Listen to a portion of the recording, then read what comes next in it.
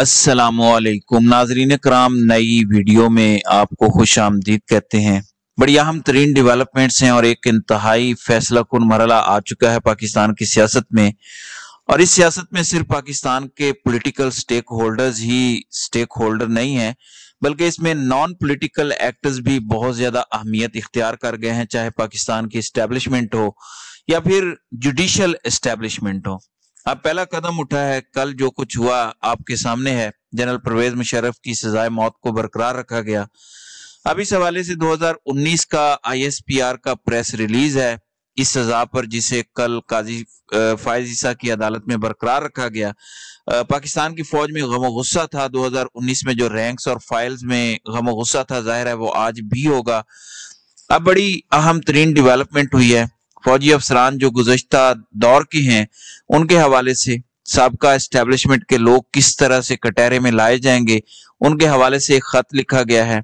इमरान खान ने भी जेल से जई तई फेर दी है और एक नया पैगाम, बल्कि इसे नया इंकशाफ कहा जाए तो ये कहना गलत नहीं होगा, तहलका खेज इंकशाफात से भरपूर गुफ्तगू की है।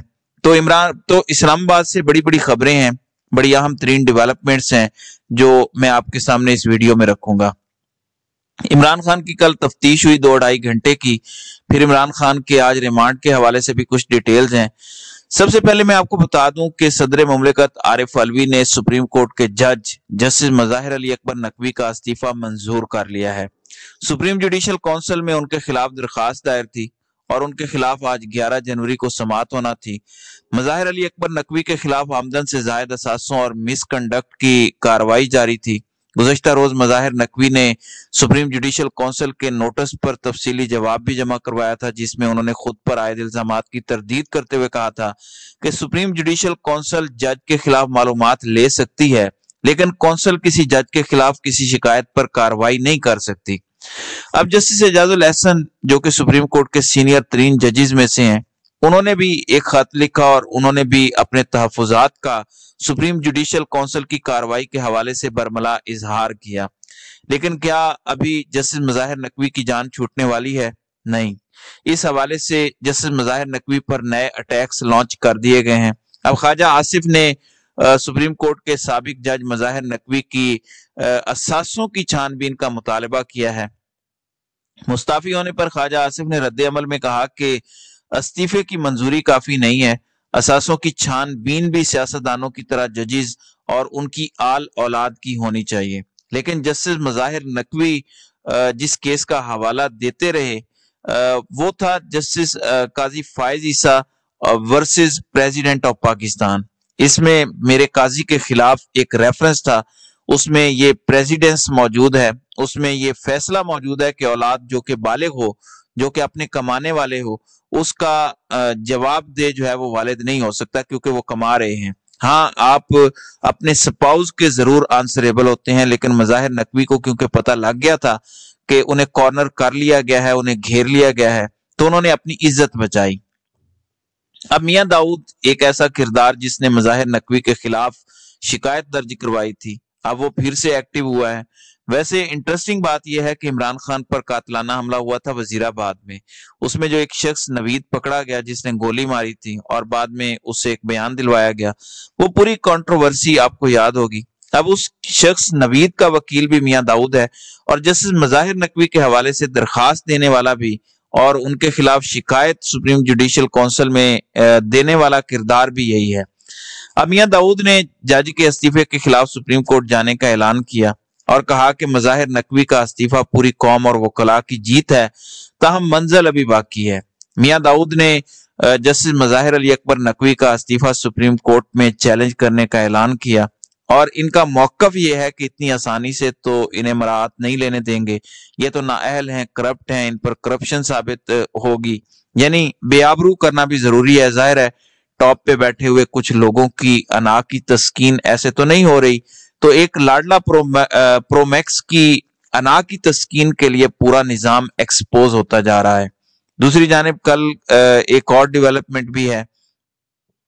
पाकिस्तान तहरीक इंसाफ के वकला ने लाहौर हाई कोर्ट में अपीलें दायर करने का फैसला किया है और दस्तावेजात पर कल खान साहब से दस्तखत भी लिए और ट्रिब्यूनल में इमरान खान के कागजात नामजदगी के मुस्तरद होने के खिलाफ ये अपीलें हैं। लाहौर हाई कोर्ट के लार्जर बेंच के सामने इस केस को वकला पेश करेंगे। ये NA 89 मियांवाली और NA 22 लाहौर का हलका है जहां पे ये मामला चल रहा है। दूसरी जानिब बल्ले के निशान के हवाले से 10-15 मिनट का काम था कि पेशावर हाई कोर्ट के आर्डर्स पर इलेक्शन कमीशन ऑफ पाकिस्तान की वेबसाइट पर उसे अपडेट कर दिया जाए, लेकिन इलेक्शन कमीशन इस वक्त जिद्दी बन चुका है, पर्सनल हो चुका है। क्या हुआ है ये पूरी कौम को पता है, इस पर हमें कुछ कहने की जरूरत नहीं है। अब इस पर जरूरी इजलास भी बुलाया जाने का इम्कान है कि अब आगे हम सुप्रीम कोर्ट में इस मामले को चैलेंज करें या क्या करें। PTI को हमने लेवल प्लेइंग फील्ड ही नहीं देनी थी। इलेक्शन कमीशन तो ऐसे लग रहा है जैसे उजड़ पुजड़ गया है। इससे पहले भी जब पेशावर हाई कोर्ट का ऑर्डर आया था तो इलेक्शन कमीशन की तो दौड़ें लगी थी। इनकी प्रायोरिटीज यही हैं, साफ शफाफ इलेक्शन के लिए कोई इजलास नहीं करना, साफ शफाफ इलेक्शन के लिए या प्री पोल रिगिंग जो हो रही है या फिर लेवल प्लेइंग फील्ड की जो धज्जियां उड़ाई जा रही हैं, इस पर सर जोड़ के नहीं बैठना। तो आप अंदाजा कर लें। अब एक और जमात ने भी बल्ले के निशान के लिए रुजू किया है। ये टेक्नोलॉजी मूवमेंट पाकिस्तान है। ये वकार ज़का की एक गुमनाम सी जमात है, मैंने तो पहली दफा नाम सुना है। इससे पहले एक और सियासी जमात हम अवाम पाकिस्तान पार्टी, वो भी बल्ले के निशान के लिए दरखास्त दे चुकी है। कल पाकिस्तान तहरीक इंसाफ नजरियाती नामी एक जमात को बल्लेबाज दिया गया और वो बिल्कुल PTI की तरह है। इंतखाबी निशान का मकसद तो ये होता है कि लोग आसानी से पहचान का ठप्पा लगाएं, लेकिन यहाँ तो मकसद कुछ और दिखाई देता है। अब मुस्लिम लीग नून ने भी कल रात गए अपने टिकटों का ऐलान किया पंजाब की, और दानियाल अजीज और तलाल चौधरी को आउट कर दिया। PP 80 शाहपुर से मरियम नवाज भाग गई हैं, वहां से उन्होंने अपने लोकल बंदे को टिकट जारी कर दी है। मरियम ने वहां से कागजात जमा करवाए थे, अब वो गालबन कागजात वापस ले लेंगी क्योंकि वो वहां से इलेक्शन नहीं लड़ रही। अब नून लीग के अंदर अभी बहुत सी तोड़फोड़ होनी है, जिसमें मैं बताऊंगा कि किसके साथ क्या हाथ हुआ, IPP के साथ क्या हुआ, इसी तरह इस्तेकाम पाकिस्तान पार्टी के साथ क्या एडजस्टमेंट हुई। लेकिन यहाँ पर मैं बता दूं कि दानियाल अजीज का इलेक्शन 2024 के लिए पार्टी टिकट ना मिलने पर रद्द-ए-अमल भी सामने आया है। उन्होंने कहा कि वो अस्पताल में होने की वजह से पार्टी टिकट के लिए दरखास्त नहीं दे सके। एक अनजान आदमी जिसका पार्टी से ताल्लुक नहीं, उसको टिकट दिया गया। ये नून लीग में पावर पॉलिटिक्स हुई है। और उन्होंने कहा कि मैं NA 75 से इलेक्शन लड़ूंगा, और जब उनसे पूछा गया कि आप आजाद इलेक्शन लड़ेंगे तो जाहिर है ये भी और इनकी अहलिया भी आजाद इलेक्शन लड़ेंगी। दूसरी जानिब कल इमरान खान की 2.5 घंटे तफ्तीश हुई और 9 मई के हवाले से 12 मुकदमात में इमरान खान का जिस्मानी रिमांड दिया गया और कहा गया था कि अडियाला जेल में ही ये कैद रहेंगे, वहां से आके तफ्तीश होगी। कल सारी टीमें 12 मुख्तलिफ तफ्तीशियों ने 12 मुख्तलिफ मुकदमात में इमरान खान से तफ्तीश की। अब इंसदाद दहशतगर्दी अदालत ने 9 मई के मुकदमात में इमरान खान का जुडिशियल रिमांड दे दिया है। रावलपिंडी के इंसदाद दहशतगर्दी अदालत के जज मलिक एजाज ने अडियाला जेल में PTI के इमरान खान के खिलाफ 9 मई के 12 मुकदमात की समाअत की, जिसमें इमरान खान की जानिब से वकील मलिक फैसल और शहबाज खोसा पेश हुए। पुलिस ने इमरान खान के 30 दिन के जिस्मानी रिमांड की सजा की, जिसे मुस्तरद किया गया। जाहिर है जिस्मानी रिमांड की तुक भी नहीं बनती। अब 14 रोज का खान साहब का जुडिशियल रिमांड दे दिया गया है, तो अभी मजीद तफ्तीश की जाएगी।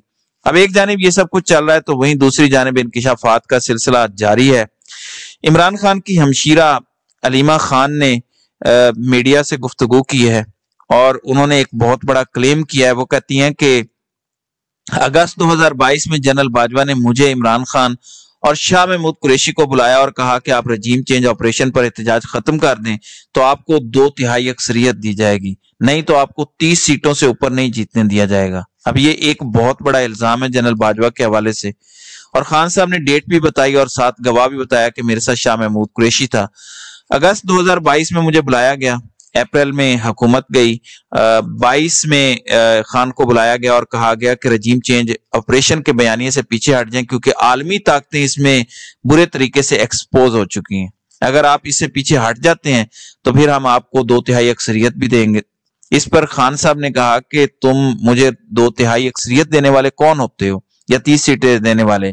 مجھے عوام 2/3 اکثریت دے گی جو کہ مجھے ملنی چاہیے، میں کیوں کمپرومائز کروں؟ میں کمپرومائز کروں گا تو میرا حال بھی نواز شریف والا ہوگا۔ تو یہ ایک بہت بڑا انکشاف ہے اور خان صاحب نے جیل سے ایک بڑا دھماکہ کیا ہے۔ دوسری جانب وزارت دفاع کے secretary lieutenant general retired Hamood Uzzaman نے 3 سروسز چیفز کو خط لکھے ہیں۔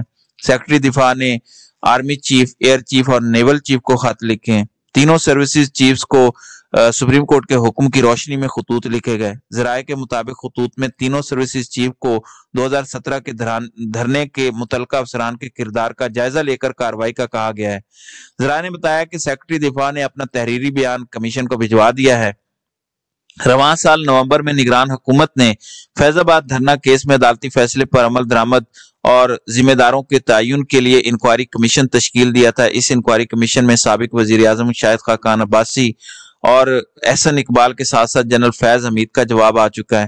اب تینوں سروسز چیفز کو یہ خط لکھا جانا بہت زیادہ اہمیت کا حامل ہے۔ یہ ایک میگا ڈیولپمنٹ ہے اور اس کو سمجھنا اس وقت بہت زیادہ ضروری ہے۔ اور کیا کوئی کارروائی ہوگی؟ کیونکہ اگر کارروائی ہوتی ہے سابقہ افسران کے خلاف تو وہ پھر پبلک کی جانے بہت ضروری ہوگی، کیونکہ سپریم کورٹ میں آپ نے عمل درآمد کی رپورٹ کرنی ہے اور اس میں کیسے سزا دی جاتی ہے یہ بھی قابل غور ہوگا۔ تو لیٹس سی، دیکھتے ہیں کہ کیا کارروائی کوئی کی بھی جاتی ہے یا کوئی واقعی بڑا برج الٹے گا اور ملٹی میں پہلی دفعہ اگر ایسا ہوا تو یہ انپریسیڈنٹڈ ہوگا، تو یہ آنے والا وقت بتا دے گا۔ تو ناظرین کرام، آپ کی اس ویڈیو کے حوالے سے کیا رائے ہے؟ آپ اپنی رائے کا اظہار کامنٹ سیکشن میں ضرور کیجیے گا۔